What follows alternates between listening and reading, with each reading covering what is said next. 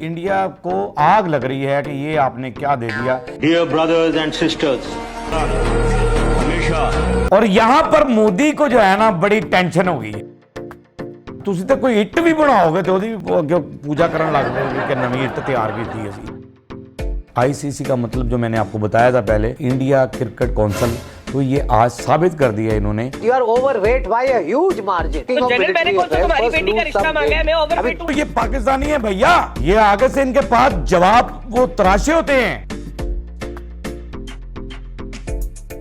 अस्सलाम वालेकुम नाज़रीन, मैं हूं आपका अपना सरफराज विकी अल मशहूर सुसरा। थैंक यू वेरी मच कि आप मेरा प्रोग्राम देखते हैं, मेरे व्लॉग्स को पसंद कर रहे हैं और बड़ी मेहरबानी आपकी। बात ये होती है कि एजाज़ जो होता है, यानी किसी को भी किसी चीज़ से नवाजा जाए तो ये समझ लें कि इंसान के लिए बहुत बड़ा इनाम होता है, बड़ा बात होती है और उसके लिए जद्दोजहद करता है वो बहुत कुछ, और फिर काबिल तरीन लोग हों और उनको तो फिर इन चीज़ों से नवाज देना चाहिए। तो बहरहाल बांग्लादेश के चीफ एडवाइज़र हैं मोहम्मद यूनुस साहब, जिन्होंने साहर शमशाद को एक बुक दी जिस पर बांग्लादेश का नक्शा बना हुआ है। दिखाइएगा ज़रा जी बुक। अब जी ये नक्शा तो आपने देख लिया। अब मसला इसमें यह है कि इंडिया को पता नहीं क्यों आग लग रही है।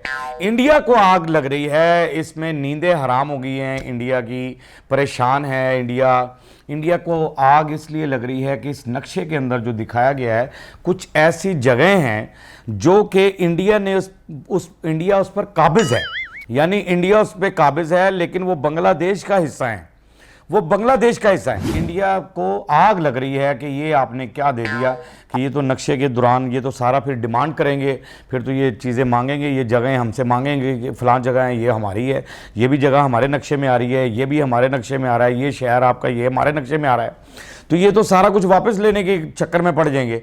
तो इंडिया को इसलिए जो है ना आग लग गई इस चीज़ पर। आप तो हर चीज़ पर कब्जा कर लेते हैं, जिस पे चाहे। आप भी कश्मीर पर कब्जा ही किया हुआ है आपने, कश्मीर आपका तो नहीं है ना, कश्मीर पे आपने कब्जा ही किया हुआ है और फिर जुल्म सितम भी वहां पर बेपनाह करते हैं आप, इंतहा का जुल्म सितम कर रहे हैं आप, और आप कब्जा ग्रुप हैं, असल में आप कब्जा ग्रुप लोग ही हैं। पाकिस्तान ने अभी लेटेस्ट टेक्नोलॉजी का तजर्बा किया है जी, दिखाएगा जरा।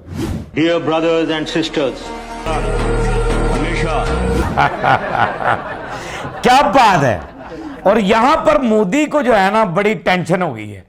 अब मोदी ने ये देख लिया, अच्छा ये होता है कामयाबी के रास्ते। कामयाबी के रास्ते ही होते हैं जो काम आपने करना है, जो आपने करना है बड़ी खामोशी से करना है, यानी उसको हमने ये नहीं कि आपके सामने नुमाया कर देना है, ऐसे ही फड़े मारनी है और फलां करना है, ये करना है। पहले काम को किया है, मुकम्मल किया, उसके बाद वो दिखाया है, उसका तजर्बा किया, अल्हम्दुलिल्लाह कामयाब हुआ और पूरी दुनिया इसकी तारीफ़ कर रही है। हर जगह से हमें तारीफ़ के जो है ना वो अल्फाज सुनने के लिए मिल रहे हैं, लेकिन मोदी तुम्हारे नसीब में वो तारीफ़ के अल्फाज नहीं रहेंगे, क्योंकि आपके नसीब में तारीफ़ के अल्फाज हैं ही नहीं। और आपने भी कुछ किया है, वो आपने जो किया है वो भी मेरे सामने है। अब आपने क्या किया है वो दिखाएं ज़रा पहले।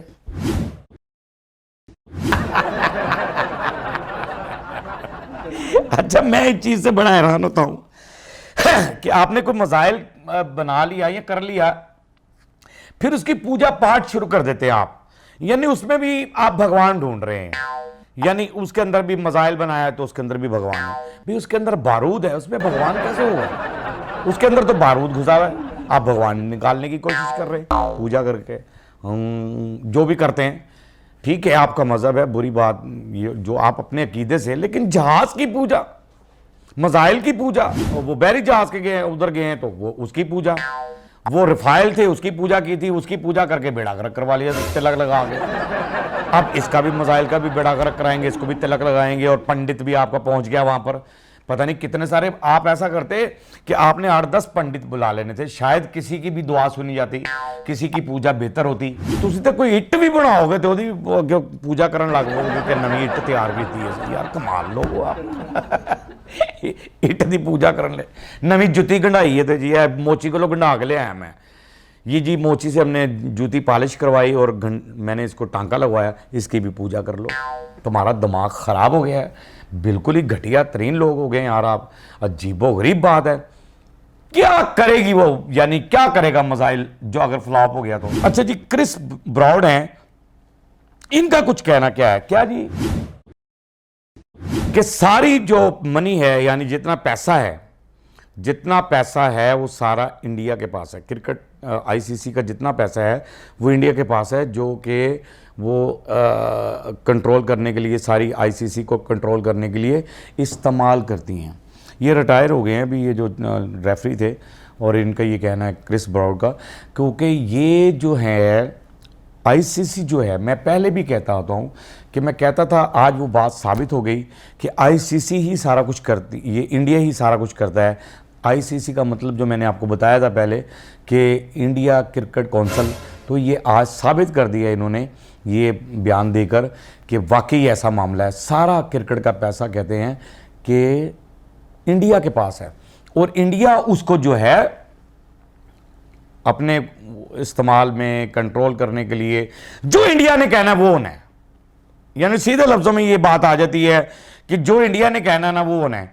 क्रिकेट में सियासत को भी घुसा दिया, और सियासत हो रही है क्रिकेट के अंदर। वो कह रहे हैं, मैं नहीं कह रहा, वो कह रहे हैं कि क्रिकेट के अंदर सियासत हो रही है, ये सियासत को भी अंदर ले आए क्रिकेट के, और सारा यानी क्रिकेट जितनी भी ऑल वर्ल्ड या जिस तरह जहाँ क्रिकेट होती है वो खाना ख़राब करना चाहते हैं आईसीसी का, यानी बेड़ा गर्क करना चाहते हैं। ऊपर से इनके जर्नल जो हैं वो अजीबोगरीब है, उनके पता नहीं उनका दिमाग कहाँ चला गया।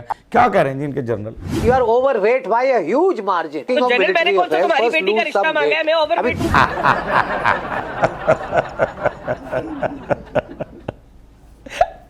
जनरल बख्शी, तुम्हें क्या पड़ी उसके मोटापे पे बात करने की? मोटे हो, फलाने हो, इतने ये फलां आप बातें कर रहे हैं, तो जाहिर है कि वही कहेगा कि मैं कौन सा आपसे बच्ची का रिश्ता मांग लिया आपने, जो मेरे अंदर नुक्स निकाल रहे हो इतने कि तुम मोटे हो, तुम्हारा नाक टेढ़ा है, फलां है, ये है, वो है।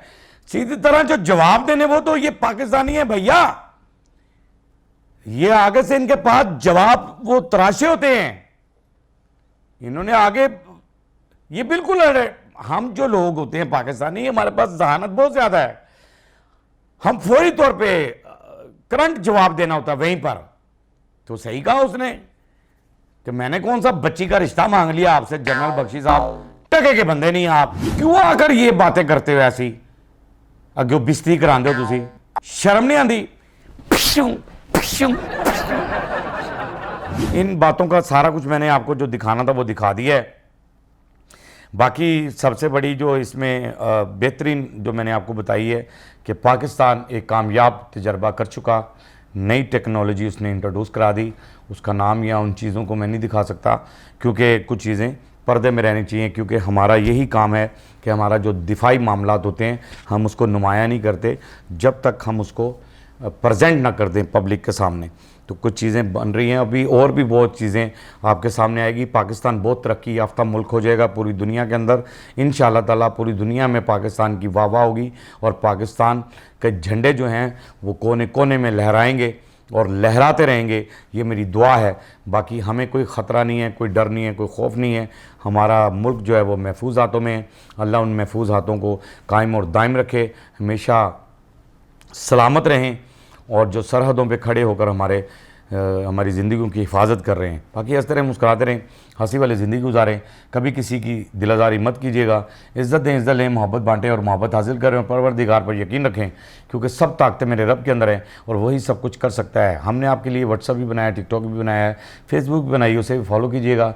मस्किया चैनल को सब्सक्राइब करते रहें, लाइक करते रहें, कमेंट्स करते रहें, और घंटी दबाना मत भूलिएगा, क्योंकि ससुरा आपके साथ है और जब तक ज़िंदा है आपके साथ रहेगा।